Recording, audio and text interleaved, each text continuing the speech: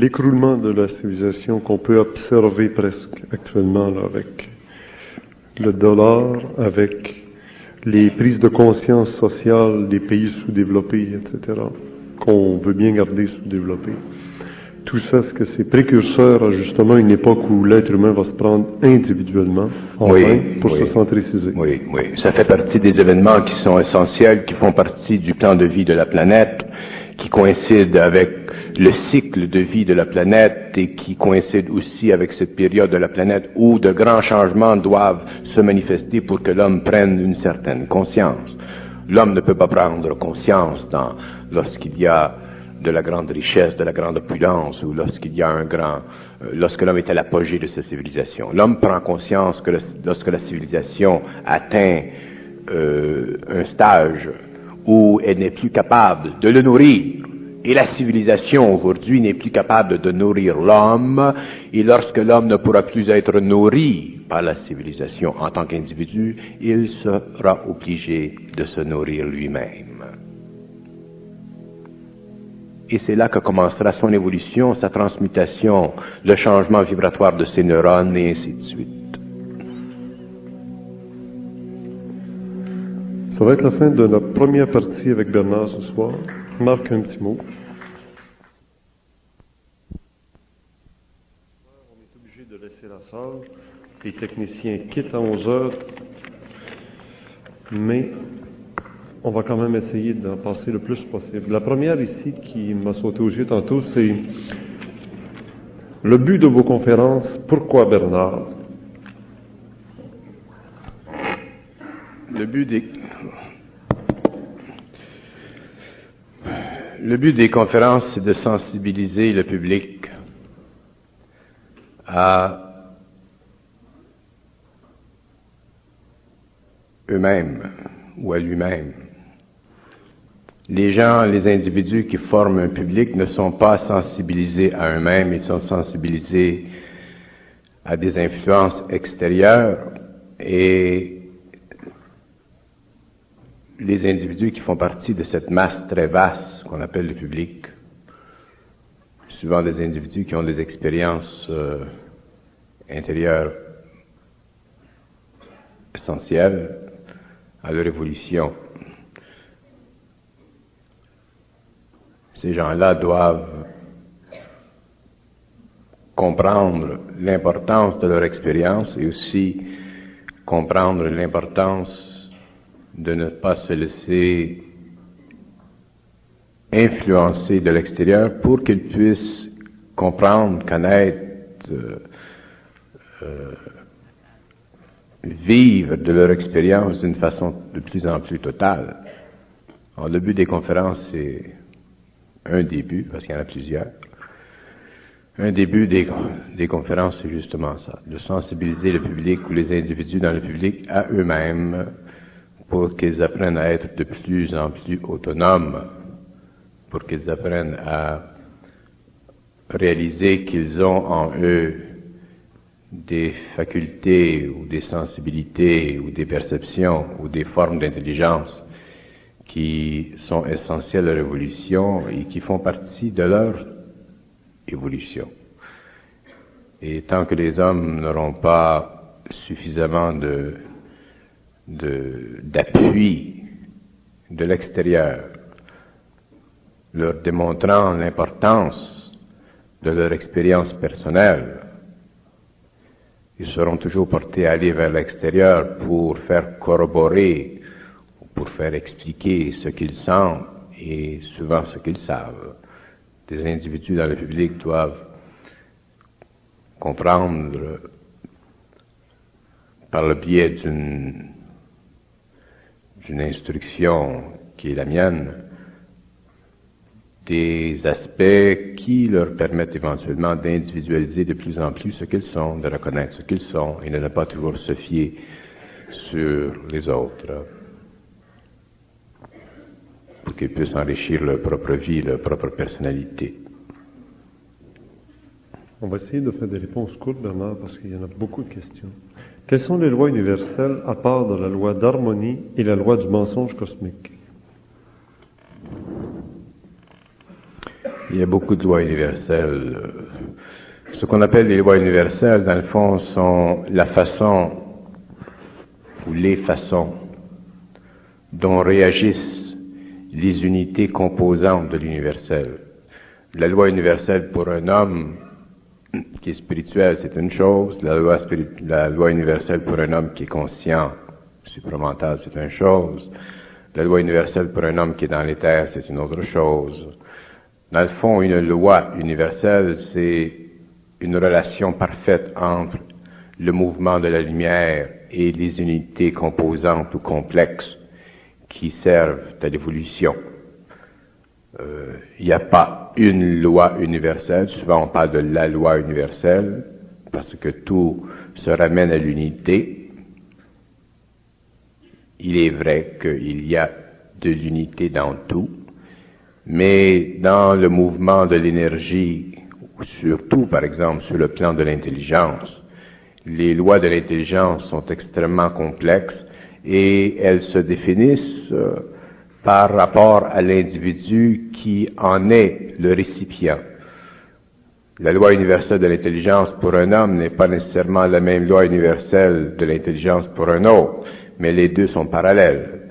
Ce qu'un homme peut faire dans le cadre d'une loi universelle est toujours déterminé par le pouvoir occulte qu'il possède sur la forme.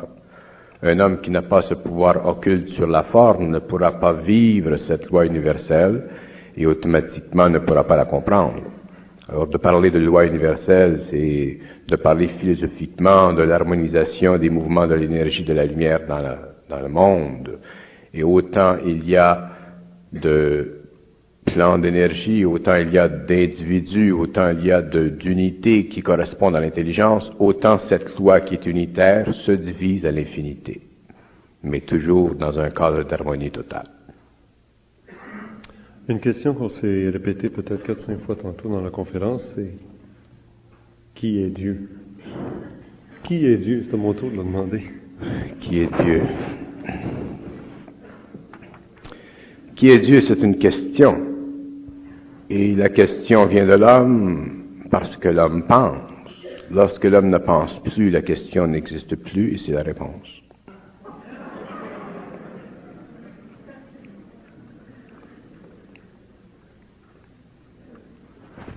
Et lorsque l'homme est dans cette réponse, ou qu'il est dans le savoir de cette réponse, et qu'il découvre d'autres plans de la réalité, il s'aperçoit que le concept de Dieu, le concept humain de Dieu, est un concept qui sert à l'évolution progressive de la spiritualité humaine, mais que, au-delà du mental inférieur de l'homme, le concept de Dieu ne sert plus à l'évolution parce que l'homme est déjà parfaitement en harmonie avec les forces de l'évolution.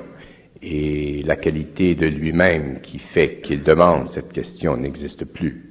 Alors si la question n'existe plus, la réponse non plus. Et si la réponse n'existe pas, c'est parce qu'on n'en a pas de besoin.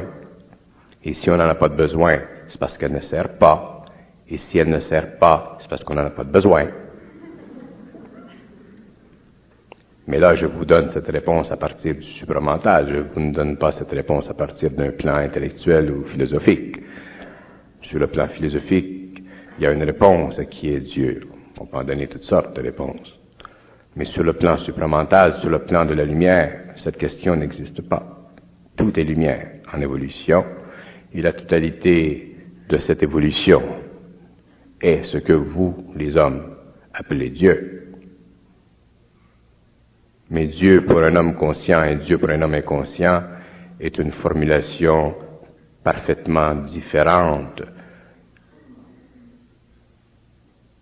d'une réalisation intérieure qui, dans un cas de conscience, n'existe pas et qui, dans le cas de l'inconscience, existe. Vous me demandez qui est Dieu? Qui est Dieu? C'est une perte de temps, de se demander cette question-là.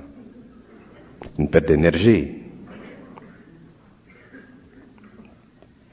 Demander une question, c'est une perte d'énergie.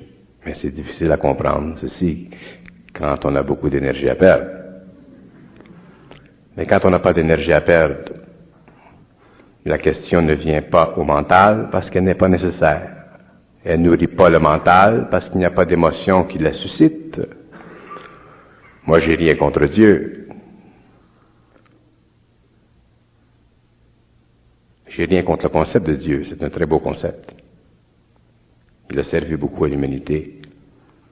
Mais à un certain moment de l'évolution, ce concept-là est totalement humain. Il est plus nécessaire parce qu'il ne fait pas partie du réel. Il fait partie de la forme dont a besoin le réel pour l'évolution progressive de l'homme. Lorsque l'homme est dans la lumière, lorsqu'il vit avec l'énergie de la lumière, lorsqu'il entre dans les plans de la lumière, ce qu'il est ce qu'il voit, et ce qu'il voit est ce qu'il sait, et ce qu'il sait est la limite de son pouvoir créatif. Et il ne peut pas aller au-delà de cette limite, parce que la limite d'un être est toujours le pouvoir concret de cet être dans la condensation parfaite de tous ses plans. C'est comme si on parle de la limite du Christ. Le Christ a une limite, tous les êtres créatifs ont une limite, mais la limite du Christ est une limite qui est suffisamment vaste pour permettre que la conscience de son intelligence se répande dans le cosmos à une échelle suffisamment élevée pour que bénéficient tous les êtres dans ce cosmos. Mais pour l'homme, c'est la même chose. La limite de l'homme est toujours en relation avec son évolution sur le plan de l'âme. Et un homme qui a atteint le plan de l'âme et qui est en évolution en relation avec cette âme et qui devient, dans le cas échéant, un être descendant dans les mondes de la matière, n'a plus besoin d'un concept de Dieu pour vérifier la nature ou l'origine de la création, puisque les mystères de l'origine de la création font partie des mystères de la lumière et n'ont aucune concordance, aucun parallèle avec les propositions philosophiques de l'intellect humain. Qu'est-ce que vous voulez que je vous dise? Demandez une question, vous aurez une réponse. Tant que vous demandez une question, vous aurez une réponse. Tant que vous demanderez une question, ce sera pour avoir de la connaissance, dont la réponse sera la manifestation. Lorsque l'homme sera dans le savoir, il n'aura plus de questions, il n'aura plus besoin de réponse, il y aura la paix. À ce moment-là, l'énergie qui est en lui sert à créer, et ça fait partie de ce que vous appelez le mouvement global, trinitaire, absolu de Dieu. Mais il faut faire attention, parce qu'aussitôt qu'on emploie le terme Dieu, le mot Dieu, quand on est supramental, on reçoit une vibration contraire. Parce que la vibration de la forme est toujours antécédente au temps de la conception de cette forme. Mais le temps de la conception de toutes les formes dans l'esprit humain fait partie de la mémoire de l'humanité. Et la mémoire de l'humanité est la prison de l'homme. Alors voici qui n'est pas une question. De ce que je comprends de cette conférence, c'est que vous nous dites qu'il n'y a pas de créateur, que nous deviendrons tous, un jour, par la lumière, des créateurs. C'est pas bête, ça. C'est lui qui a posé ça ou c'est moi qui l'ai dit? C'est pas une question. Il faut la relire. C'est pas une question, c'est une constatation. C'est ce qu'il a constaté. Oui, monsieur a un compte à la Caisse populaire de Duvernay. Bon, c'est bien, on va y aller. Il y en a beaucoup en banque. Je vais vous dire pourquoi c'est pas bête. Est-ce que je la répète? De ce que je comprends de cette conférence, c'est que vous nous dites qu'il n'y a pas de créateur, que nous deviendrons tous un jour, par la lumière, des créateurs. Bon. Alors, il y a du vrai et du faux dans ce qu'il dit. Autrement dit, il y a du bon sens et une absence de savoir. Dans ce sens que... Passe-moi un petit papier. Bon. D'abord, bon, il n'y a pas de créateur. Je n'ai pas dit qu'il n'y a pas de créateur. J'ai dit que la conception que nous avons de la création est une conception humaine. Et la conception humaine que nous avons de la création est une conception qui qui fait partie des limites de l'homme. Lorsque l'homme dépasse les limites de son humanité, lorsque l'homme dépasse les limites de sa conscience planétaire, lorsque l'homme entre dans l'infinité de la limite de la conscience cosmique, à ce moment-là, il connaît, il sait, il voit, il comprend les lois de la création. Mais les lois de la création, à ce moment-là, sont tellement vastes et sont tellement en dehors de la limite planétaire de l'intelligence de l'homme qu'elles ne peuvent pas être transmises dans le cerveau de l'homme par le biais des mots. Sans cela, l'homme ne pourrait pas vivre cette connaissance. Il deviendrait fou. Parce que plus on entre dans le cosmos, plus on entre dans l'infinité, plus la création devient prépersonnelle. Et plus on retourne dans l'infinité du prépersonnel, plus on s'aperçoit que la nature de la lumière est totalement inverse à la pulsation parfaite des absolus qui sont dans l'île du paradis.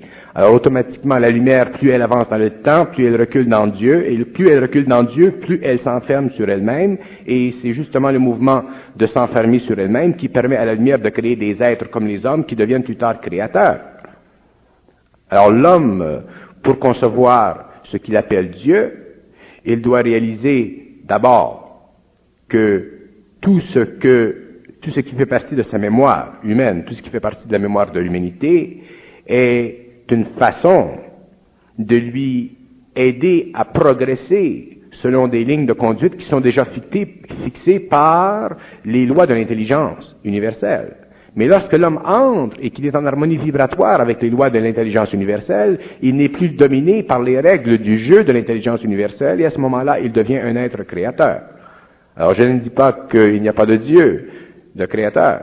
Je dis que la conception de Dieu que nous avons est une conception humaine, est une conception purement planétaire. Est-ce que lorsque l'homme sera dans l'éthérique, l'homme verra que ce qu'il appelle Dieu est autre chose, hein, et que ça ne se comprend pas par les mots, autrement dit, ça ne se conceptualise pas.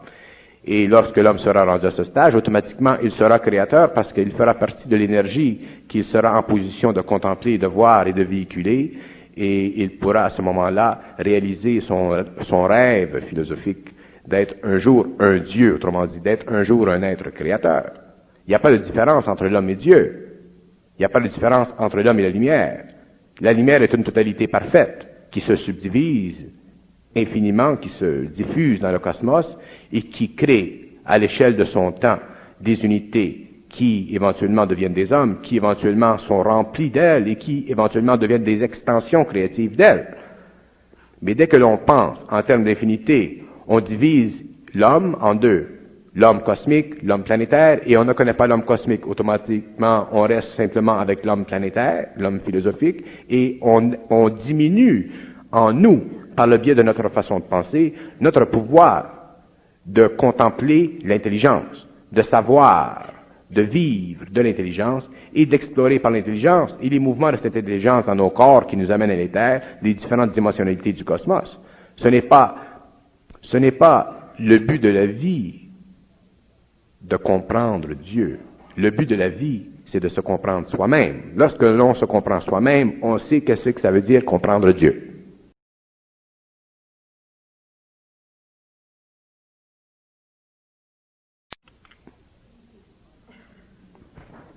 Vous avez posé la question à Richard Glenn. Nous aimerions que vous y répondiez. Vous, qui a créé l'homme?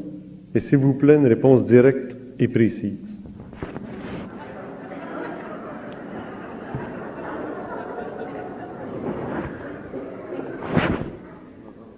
Je me venge. C'est une manière de se venger. Qui a créé l'homme?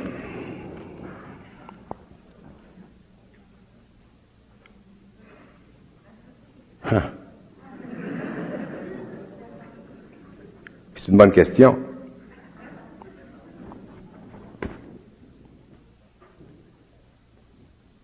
Maintenant, est-ce que la question est valable? Elle est valable si on s'y intéresse. Et si on s'y intéresse, on veut une réponse. Et si on veut une réponse, on cherche à comprendre la question et la réponse en même temps parce qu'on a émotivement une raison qui nous amène à découvrir le pourquoi de notre origine afin que nous puissions, au niveau de notre intellect, de notre intelligence, nous situer dans le cosmos. Mais on ne peut pas se situer dans le cosmos par une question répondue. On se situe dans le cosmos, dans le vide total de notre conscience. C'est dans le vide de la conscience de l'homme que l'homme se situe dans le cosmos. Ce n'est pas par l'explication philosophique ou cosmologique à l'aide des mots qu'il peut se situer. Alors ma réponse à d'où vient l'homme, qui a créé l'homme, c'est celle-ci. C'est que tant que vous chercherez à connaître les origines de l'homme, vous chercherez à connaître les mystères de l'homme. Et tant que vous chercherez à connaître les mystères de l'homme, vous ne pourrez pas connaître votre propre mystère. Et tant que vous ne connaîtrez pas votre propre mystère, vous ne pourrez pas répondre à la question d'une façon parfaite et à la conceptualiser d'une façon parfaite, parce qu'elle sera toujours parfaitement incomprise de la part de votre intelligence inférieure.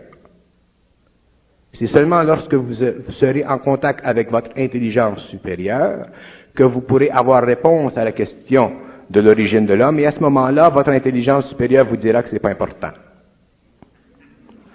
Et à ce moment-là, votre intelligence inférieure sera bousculée, sera un petit peu vexée, et c'est justement le but de l'intelligence supérieure de bousculer et de vexer l'intelligence inférieure pour amener l'homme, éventuellement, à ne pas demander de questions.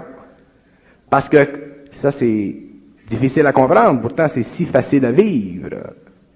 Je comprends que les gens aient de la difficulté à comprendre qu'une question n'est pas nécessaire. Elle est nécessaire pour l'homme au stage de son évolution. Mais il viendra un jour où l'homme n'aura plus de questions parce qu'il n'aura plus de matériel dans son mental inférieur qui le forcera émotivement à demander une question. Et c'est lorsque l'on n'a plus à se demander de questions, surtout concernant les mystères de l'évolution, que l'on sait. Et lorsque l'on sait, on n'est plus intéressé à la connaissance. Lorsque l'on sait, on n'est plus intéressé à la question. Parce que lorsque l'on sait, on n'est plus emprisonné dans la forme qui crée à l'homme l'anxiété philosophique. Alors, c'est beaucoup plus facile pour moi de vous répondre comme je vous réponds, mais d'un autre côté, c'est beaucoup plus difficile parce que je ne fais pas plaisir à votre intellect. Si je faisais plaisir à votre intellect, à ce moment-là, ce serait plus facile, mais vous ne comprendriez rien. Tandis que si je ne fais pas plaisir à votre intellect et que je ne réponds pas à votre question, j'aide directement à vous amener à confronter le réel en vous-même, même si vous n'êtes pas capable de le sentir au niveau de l'intelligence, de votre intelligence supramentale. Et c'est ça le but du travail supramental sur la Terre. Le but du travail supramental sur la Terre, ce n'est pas de donner à l'homme de la réponse à la question. Il y a suffisamment d'hommes très éclairés dans le monde occidental qui peuvent vous répondre à cette question. Rudolf Steiner, c'en est un exemple. Il y a beaucoup d'autres qui peuvent répondre à votre question d'où vient l'homme. Mais vous verrez un jour que ce n'est pas la réponse à la question qui est importante, c'est le vide derrière la question. Et la réponse à la question vous spiritualisera, vous amènera dans la connaissance des mystères de l'homme, mais ne vous amènera pas à la conscience du supramental.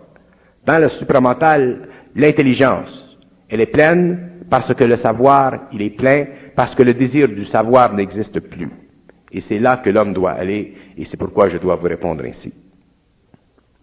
Mais pour répondre à votre question, pour vous permettre d'avoir accès à une réponse, regardez les textes de Rudolf Steiner et vous verrez que son explication de l'origine de l'homme est suffisante pour l'homme et qu'elle est d'ailleurs très belle et très grande. Mais moi, je ne peux pas vous dire et je ne peux pas vous répondre parce que mon travail ne se situe pas au niveau de la connaissance de l'homme. Mon travail, ce n'est pas de donner à l'homme de la connaissance, c'est de détruire les raisons dont il se sert pour constamment alimenter son intellect, et ce travail doit continuer parce que son intellect, à un certain moment donné, doit cesser de fonctionner. Et lorsque l'homme commence à comprendre ceci, lorsque l'homme commence à cesser de se demander des questions, l'homme entre dans la conscience supramentale et l'homme me comprend facilement parce que je suis très facile à comprendre.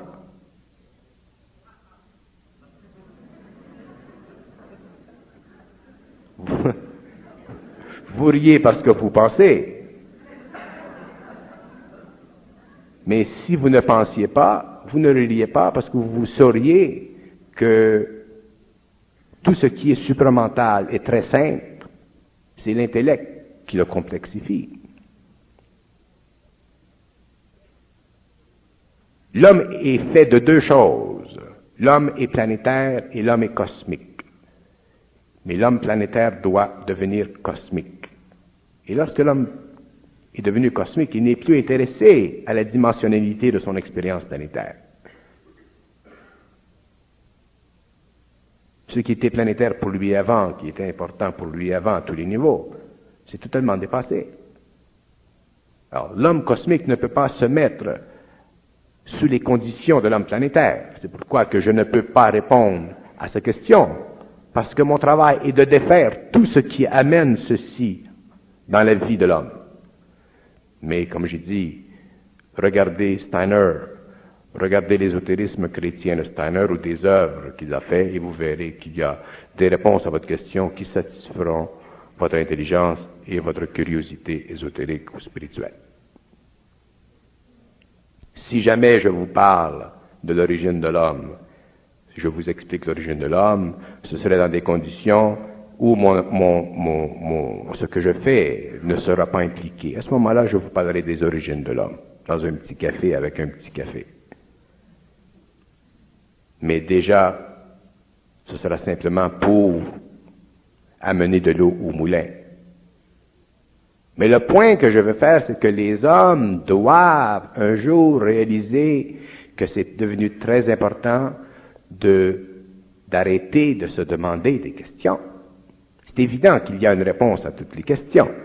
Le point n'est pas là. Le point est que on doit en arriver à ne pas se demander des questions et se casser la tête, parce que viendra le jour où l'homme, une fois qu'il sera dans la lumière de l'éther, qu'il aura accès aux archives, l'homme connaîtra tout de l'évolution.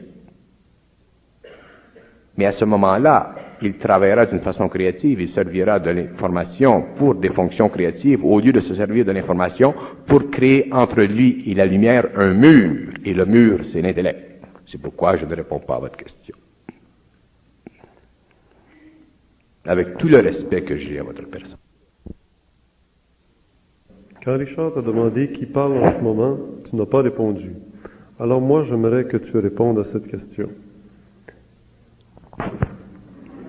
Qu'est-ce que c'était la question? Aviez-vous répondu à quelques questions tantôt? Bernard, quand Richard t'a demandé qui parle en ce moment, tu n'as pas répondu. Alors moi, j'aimerais que tu répondes à cette question. Ah oui.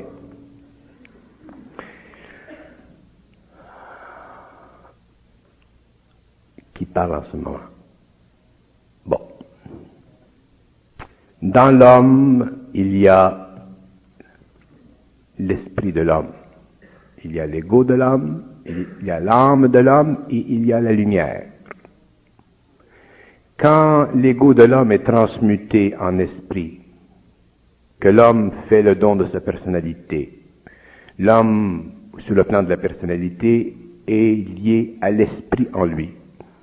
L'esprit en lui fait partie de la transmutation de son ego. C'est-à-dire que l'esprit est la liaison entre son mental supérieur et son mental inférieur. L'esprit, c'est une énergie qui fait partie de l'homme, c'est une condition de sa conscience qui lui permet d'entrer en communication avec des plans supérieurs de l'évolution, c'est-à-dire des plans où la lumière est. Et lorsque l'homme est capable, par vibration, de communiquer, d'être en harmonie vibratoire avec cette énergie, automatiquement l'énergie, elle descend et elle fait vibrer son esprit. Et lorsqu'elle fait vibrer son esprit, par le biais du corps matériel, manufacture de l'information qu'on appelle le langage. Alors si vous me demandez qui parle en moi, Je peux dire plusieurs façons. Je peux dire c'est moi qui parle sur un autre plan. Je peux dire que la lumière active mon énergie sur un autre plan. Je peux dire que c'est la manifestation de la lumière sur un autre plan. Je peux dire que c'est la façon à la lumière de se manifester dans mon esprit sur un autre plan. Mais d'une façon ou d'une autre, je n'anthropomorphiserai pas l'origine de ce qui est dit. Parce qu'à ce moment-là, je tomberai encore dans la forme. Alors, la lumière a le pouvoir de se manifester comme elle veut, sous tous ses aspects, et lorsque l'homme est en relation avec cette énergie, et qu'elle passe par son mental supérieur, elle devient de l'intelligence.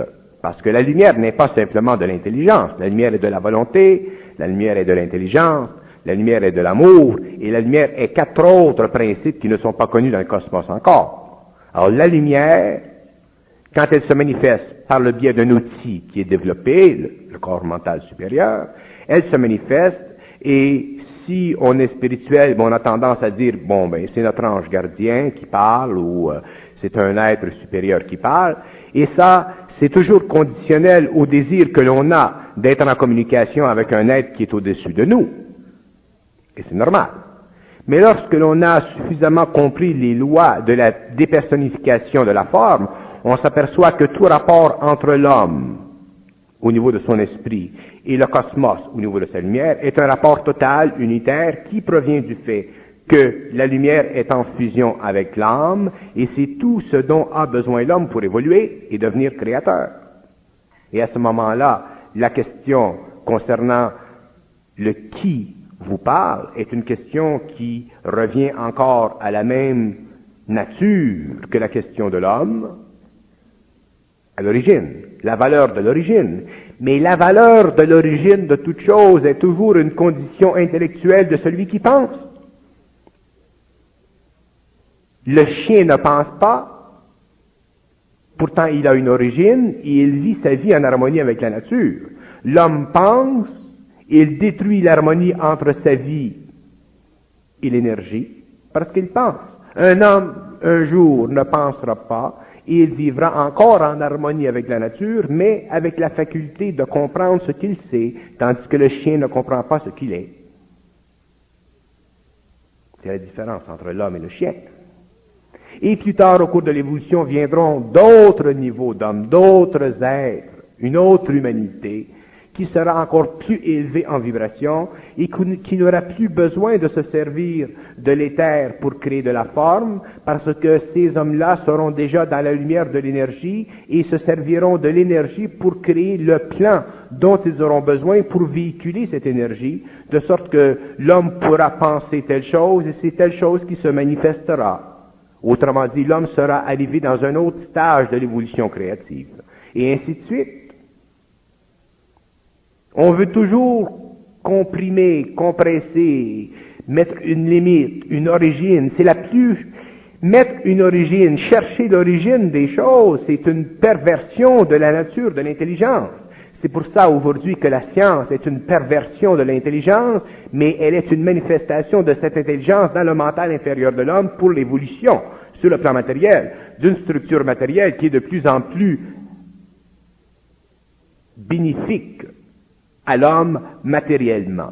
Mais vient un temps où l'énergie de l'intelligence passant par un mental inférieur qui est influé par l'émotionnel, vient un temps où l'intelligence créative du cosmos n'est plus une intelligence créative, elle devient une intelligence destructive. Et c'est à ce stage que nous sommes aujourd'hui rendus. La science aujourd'hui ne sert plus l'homme, elle le dessert. Alors, si l'intelligence ne sert plus l'homme, parce qu'il y a dans l'intelligence de l'émotivité, de l'astralité, de la nature humaine, à ce moment-là, éventuellement, ce que l'homme a créé ou développé en relation avec cette intelligence doit être détruit. Il doit y avoir un changement, parce que ça fait partie des lois de la lumière. Et il est de la même nature. Dans le domaine de la philosophie, dans le domaine des questions, on cherche, on veut savoir d'où vient l'homme, de l'origine de l'homme, de la même façon dont on veut savoir comment fonctionne l'atome. C'est normal. Mais un jour, l'homme réalisera que c'est anormal parce qu'on n'a pas besoin de chercher pour savoir. Chercher, c'est ne pas savoir. Chercher, c'est en dehors du savoir. Le mot le dit. Quand on est dans le savoir, on n'a plus besoin de chercher, mais ça ne veut pas dire que quand on est dans le savoir, on a besoin de savoir.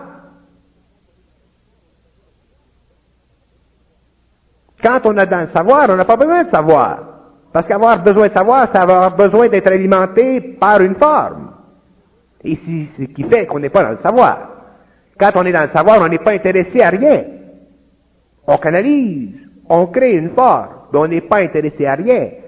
Parce que c'est justement la nature même du savoir de ne pas être intéressé à rien, parce que être intéressé à quelque chose, c'est égocentrique, c'est égoïque. Et quand on est dans le savoir, on n'est plus dans l'ego, on est dans l'esprit de l'ego. Et de ceci, de cette situation, de cet état de vie, se constituent tous les autres aspects du savoir que l'on canalise à l'homme, pour amener l'homme à comprendre ce que nous disons et pour amener l'homme à réaliser que ce que nous disons est très simple à comprendre.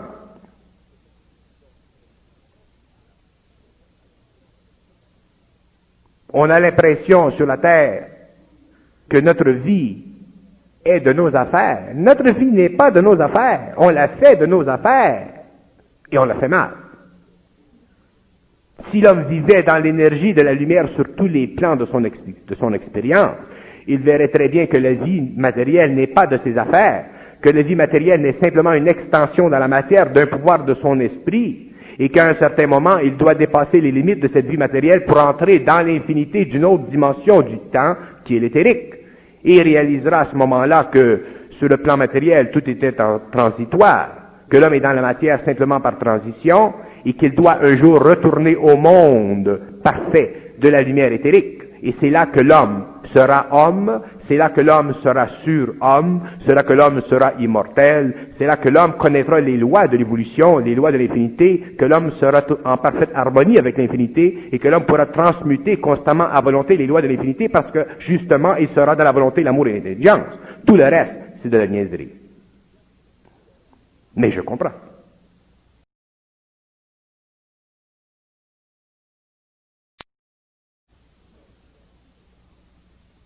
L'ignorance, c'est un état d'esprit.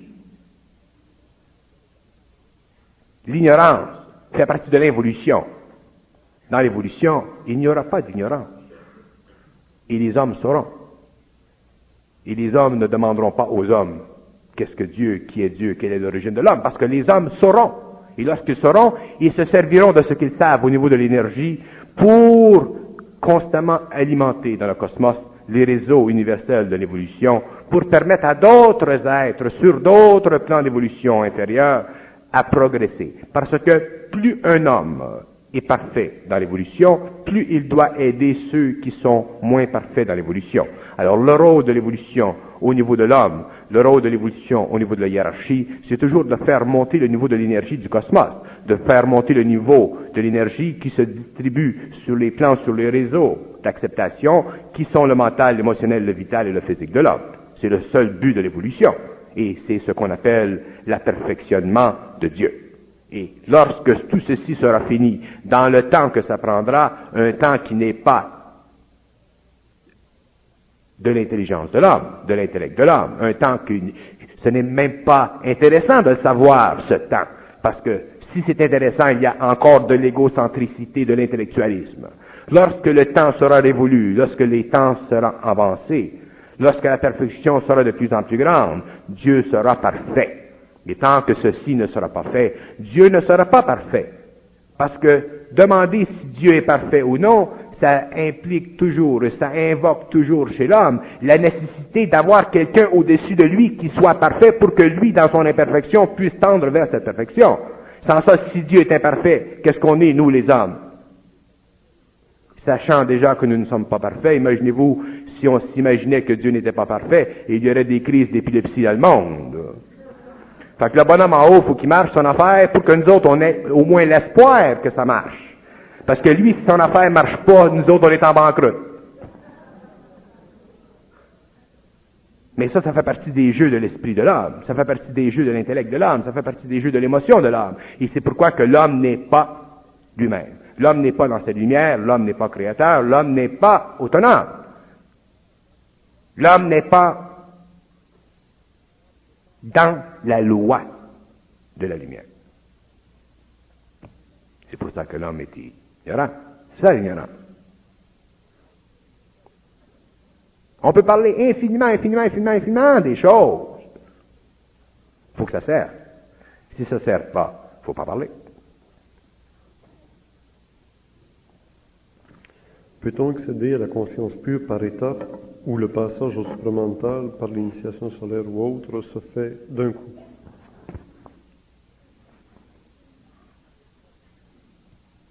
La conscientisation de l'homme se fait par étapes, en général.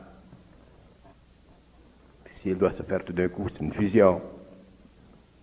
Qu'elle soit faite tout d'un coup, qu'elle soit faite par étapes, ça ne change rien. Mais qu'elle soit faite, c'est ça qui compte.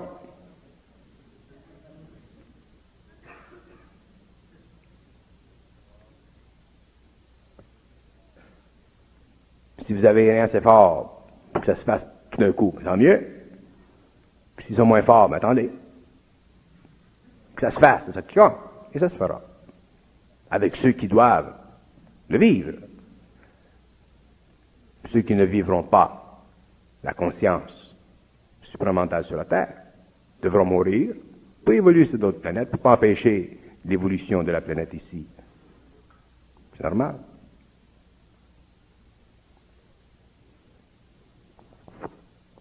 Vous dites que la connaissance est au-delà de la forme, alors pourquoi sommes-nous tous attirés par la beauté, qui est aussi une forme? C'est peut-être une qualité de la forme, la beauté. La connaissance, qu'est-ce qu'il dit au niveau de la connaissance? Alors vous dites que la connaissance est au-delà de la forme. Non, je n'ai pas dit que la connaissance est au-delà de la forme, je dis que le savoir. Alors, le savoir est au-delà de la forme. La connaissance, c'est la forme du savoir manifestée dans le cerveau de l'homme. Alors, disons, vous dites que le savoir est au-delà de la forme, alors pourquoi sommes-nous tous attirés par la beauté? Nous sommes attirés par la beauté parce que la beauté fait partie en nous du mouvement de l'énergie de la lumière à travers de notre âme. C'est notre âme qui est la lentille. Plus l'âme est évoluée, plus l'âme vibre à l'énergie de la lumière, plus automatiquement nous vibrons au niveau de la beauté. La beauté vient originellement de la lumière, elle passe. La lumière passe dans l'âme qui est lentille, qui fait vibrer les corps de l'homme, et nous parlons de beauté.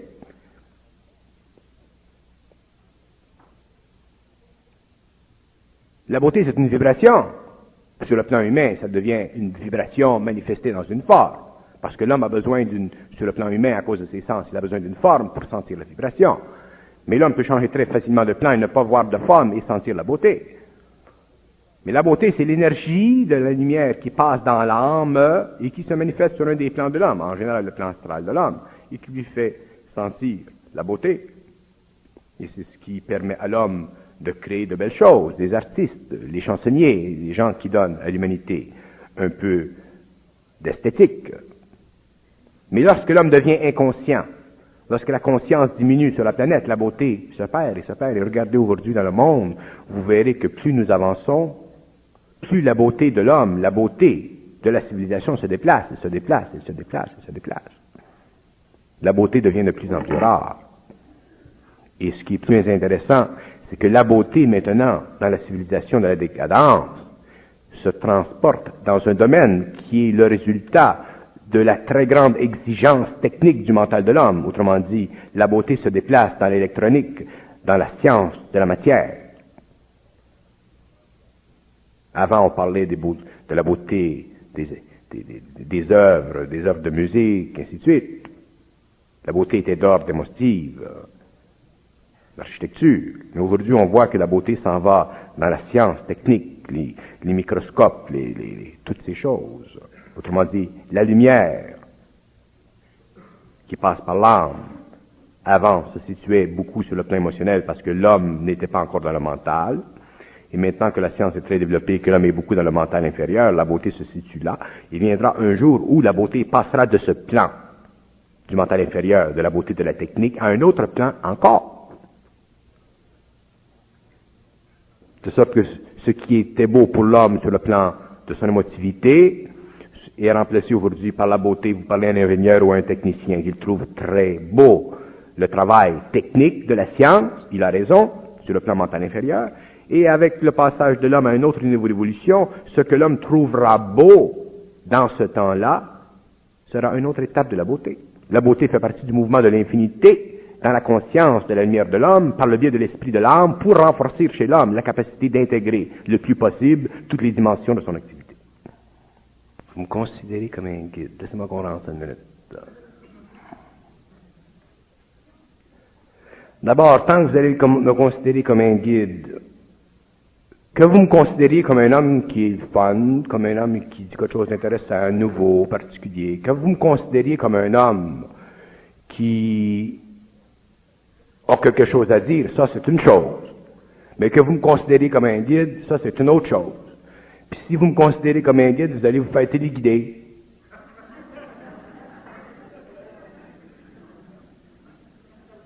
Alors, si ce que je dis, ça a du bon sens, ou c'est le fun, ça marche. Mais si vous me considérez comme un guide, vous vous faites une défaveur. Parce qu'à ce moment-là, je deviens pour vous une béquille. Je deviens pour vous une sorte de maître. Et c'est fini, ça. Je l'ai déjà dit. Les gourous et les gouzous, on n'a plus besoin. Ils ont fait leur job.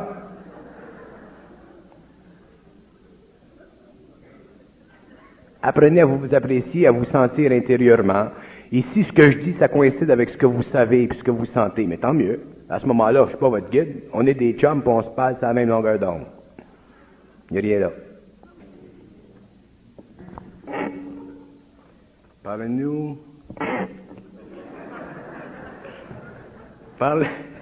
Parlez-nous du fonctionnement des homologues universels dans l'univers. L'homologue universel dans l'univers, c'est d'enregistrer pour l'homme toutes les facultés possibles de son entendement, c'est-à-dire de permettre à l'homme d'enregistrer consciemment dans l'infinité de sa perception, dans le moment où il vit, suffisamment d'informations sur le plan vibratoire pour permettre que l'homologue universel puisse un jour rentrer en contact avec lui et établir une liaison au niveau de l'âme pour qu'un jour ils puissent développer ensemble des plans d'évolution. Ça, c'est une petite définition. Quelle sorte d'homologue universel fusionne avec l'homme? Les homologues universels sont de plusieurs natures, il y en a des milliards et ceux qui fusionnent avec l'homme sont ceux qui doivent fusionner avec tel individu.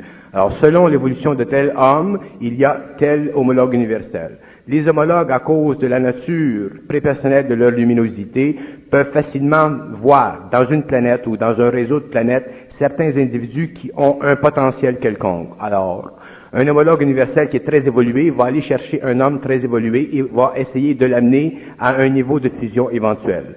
Un homologue universel qui a moins d'expérience va prendre moins de chance et va s'organiser pour aller chercher un homme qui est un petit peu moins évolué et va essayer aussi de l'amener vers la fusion. Alors, un homologue universel, suivant son expérience, va aller chercher un homme d'expérience. Plus l'homme est évolué, plus l'homologue universel est évolué, ainsi de suite.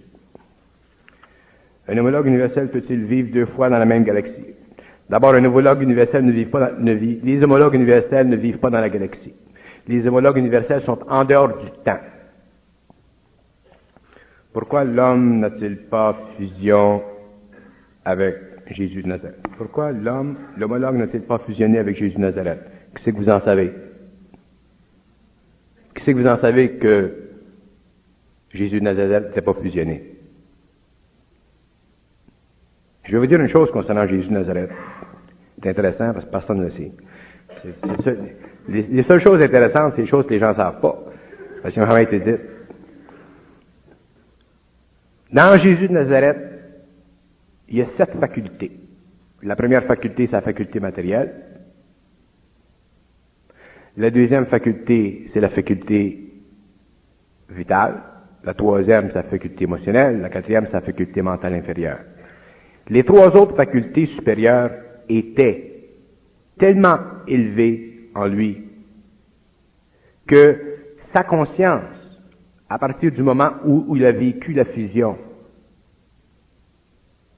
lui permettait de se donner sur le plan matériel en tant qu'initié, de vivre la mort. Je vais vous dire une chose, essayez de comprendre ce que je veux dire. L'homme a trois principes au-dessus de son humanité: l'intelligence, la volonté, l'amour. Et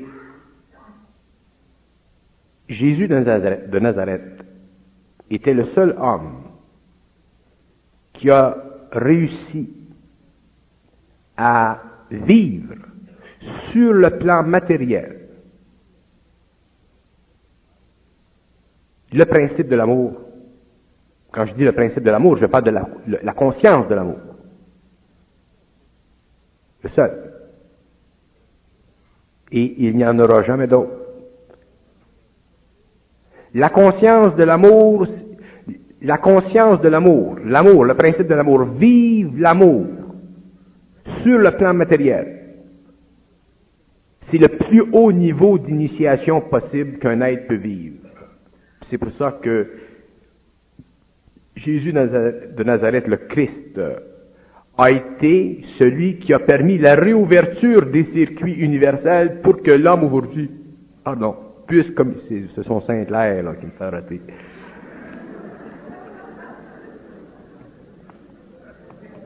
C'est à cause de cette capacité extraordinaire qui fait partie de sa propre évolution qu'il a pu faire réouvrir les circuits universels entre l'homme et la lumière. Et ça, c'est parce qu'il a été capable de vivre sur le plan matériel de l'amour, du principe de l'amour. Et c'est le seul être dans l'évolution de l'homme, passé et futur, qui a amené l'amour sur la terre, qui a vécu dans ses principes inférieurs l'amour cosmique.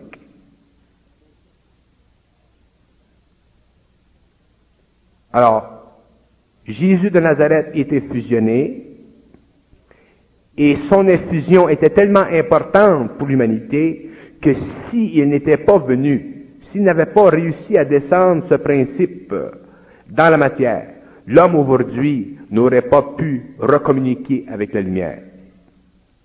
Il y a des êtres qui vivent le principe de l'intelligence sur la terre, dans la matière, mais ils ne peuvent pas vivre le principe de l'amour dans la matière. Moi, j'en suis un. Je ne vis pas le principe de l'amour dans la matière. Je le vis dans l'éthérique, mais dans la matière, je ne suis pas capable de vivre ce principe parce que ce principe est tellement puissant qu'il détruirait ma personne. Je peux vivre de l'intelligence, du principe de l'intelligence dans la matière, ou du principe de la volonté dans la matière, mais je ne peux pas vivre du principe de l'amour dans la matière. Dans l'éthérique, c'est une autre chose. Et les hommes de la 6e race vivront du principe de l'amour dans l'éthérique, et le principe de l'amour dans la matière n'aura été vécu, connu et su et compris que par Jésus de Nazareth. Je vous dis ça en passant comme ça. Ce que l'on appelle l'amour sur la terre, c'est le sentiment de l'amour, l'amour spirituel. Je parle du principe de l'amour. Un homme ne peut pas vivre du principe de l'amour dans la matière. La preuve, regardez les saints, les grands êtres de l'Église, qui ont lévité en présence de l'énergie. Ils devaient être automatiquement sujets aux lois de la lumière pour vivre le principe de l'amour qui les amenait à un état d'extase extraordinaire, qui les ramenait une fois qu'ils étaient dans la matière, qui les forçait à vivre une vie très, très, très simple. L'homme ne peut pas vivre de l'amour dans la matière. Puis ça, c'est d'ailleurs un des grands secrets de l'évolution. Le Christ est venu pour donner à l'homme la connaissance de ce principe. Jamais l'homme n'a pu vivre ce principe. Il en a vécu des formes idéalisantes, mais il n'a jamais pu vivre de ce principe parce que l'amour est un principe de créativité, de création, et c'est seulement dans les terres que l'homme le vivra. Mais l'homme, avant ça, doit vivre l'intelligence, parce que l'homme ne peut pas passer dans les terres s'il n'a pas d'intelligence. Je ne sais pas pourquoi est-ce que je vous dis ça, mais je sais que c'est très intéressant qu'on le sache, autant vous-même que moi-même, parce que quand je le parle, je l'apprends. Si je ne parle pas, je n'apprends rien. Pourquoi l'homologue n'a-t-il pas fusionné? Bon, on a répondu à cela. Qu'advient-il de cet homologue? Lorsqu'un homologue fusionne avec un être, cet être et lui-même deviennent parfaitement réunis, et lorsqu'ils sont parfaitement réunis, ils sont parfaitement unis dans le secret de leur mystère, et personne ne peut savoir qu'est-ce qui se passe entre eux et lui. Un homme qui fusionne avec un homologue universel vit un secret avec cet être, et c'est ce secret-là qui fait partie des fameuses lois des nombres que l'on connaît lorsqu'on entre dans l'éther et qu'on manipule les différents rayons d'énergie. Mais ça fait partie du secret de cette âme et de cet homologue. Fini. Mais j'ai parlé de l'amour du Nazaréen, ainsi de suite, là. Et j'en ai parlé pour une raison qui va au-delà de la simple conversation. J'en ai parlé pour une raison afin de fixer dans l'esprit de l'homme un principe de réalité que l'homme un jour reconnaîtra comme étant véritable. Et ce principe de réalité, c'est celui-ci, c'est que l'amour que connaît l'homme, l'amour humain, ce n'est pas l'amour. C'est une condition astrale de l'amour. Tandis que l'amour, le principe de l'amour cosmique se situe dans le mental supérieur de l'homme et n'est pas conditionnel à la conscience